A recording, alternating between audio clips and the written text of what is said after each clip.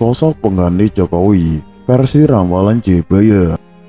Bagi masyarakat Jawa, banyak mempercayai soal ramalan Jebaya.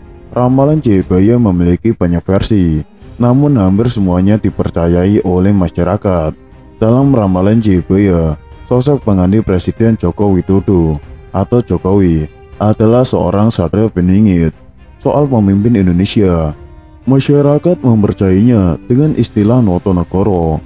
Kata Notonegoro saat ini dipercaya sebagai urutan nama-nama yang pernah memimpin Indonesia atau menjadi Presiden Republik Indonesia. Notonegoro, Noto yang artinya menata, sedangkan Negoro berarti negara.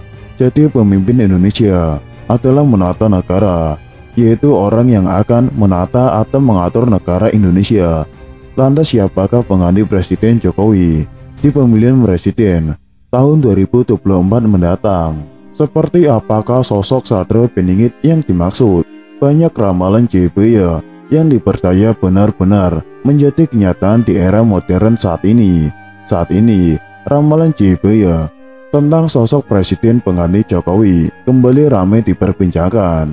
Ada yang beranggapan bahwa ramalan ini dibuat di Kerajaan Kediri yang mengacu nama Jebaya sebagai penguasa kerajaan waktu itu. Ada juga versi yang lebih muda, yaitu dibuat pada tahun 1800 hingga masa yang lebih muda lagi, yaitu sekitar tahun 1900. Namun bobotnya telah mengacu pada nama ramalan Jebaya. Pada tahun 2024, Indonesia akan memilih presiden pengganti Jokowi. Jokowi tidak bisa maju lagi karena undang-undang membatasi hanya boleh 2 periode saja.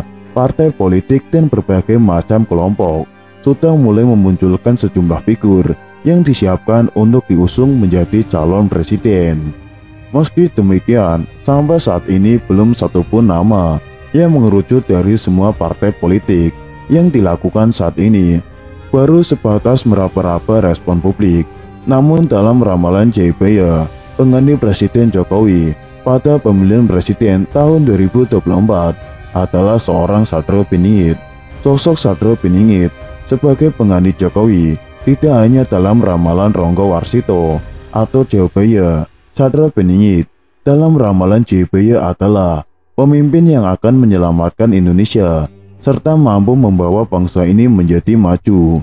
Digambarkan satria peningit ini sama seperti raja pada zaman dahulu, dikenal sebagai raja yang adil, yang muncul saat Indonesia mengalami keterpurukan. Diramalkan, sosok satria peningit ini akan datang saat Indonesia mengalami banyak konflik, bencana alam, dan perekonomiannya yang terpuruk. Menurut ramalan Jebaya, satria peningit memiliki 3 karakter yang mewakili sifat seorang raja. Yang pertama, Satrio Pinandito. Sosok Satrio Pinandito ini adalah seorang yang berjiwa religius. Dirinya akan selalu meminta petunjuk Tuhan saat akan mengambil tindakan. Satrio Pinandito ini sangat jujur dan terbuka kepada rakyatnya saat menghadapi masalah yang diembannya. Bahkan dirinya akan sangat adil, tegas, serta dapat menjaga amanah. Yang kedua, Satrio Bayangkoro. Satria peningit juga diyakini tidak akan merendahkan rakyatnya dan dirinya akan berlaku adil, bijaksana, berjiwa pemaaf, rendah hati, dan berdamai terhadap lawan politiknya. Sosok ini juga sangat mengayomi dan merangkul masyarakat dengan tidak membuat batasan antara rakyat dan dirinya. Yang ketiga, Satrio Rajo. Satria peningit adalah sosok negarawan yang tulus mengabdikan dirinya untuk kemajuan bangsa dan negara. Dirinya akan selalu mementingkan rakyatnya dibanding kepentingan pribadinya. Bahkan dia tidak akan sewenang-wenang dengan kekuasaannya. Dalam isi ramalan Jebaya ada berbagai hal terkait prediksi negara Indonesia. Salah satunya adalah soal pemimpin negara Belanda di tanah Jawa dan kedatangan Jepang tahun 1942 sampai 1945. Dalam ramalan Jebaya digambarkan kedatangan Jepang sebagai seekor ayam kate yang hanya seumur jagung atau usianya pendek di Indonesia atau sekitar 3 tahun. Kemudian yang paling populer lagi, soal siapa yang bakal jadi pemimpin negara Indonesia, hingga muncul istilah Satrio Piningit. Soal pemimpin Indonesia, masyarakat mempercayai dengan istilah Noto Negoro.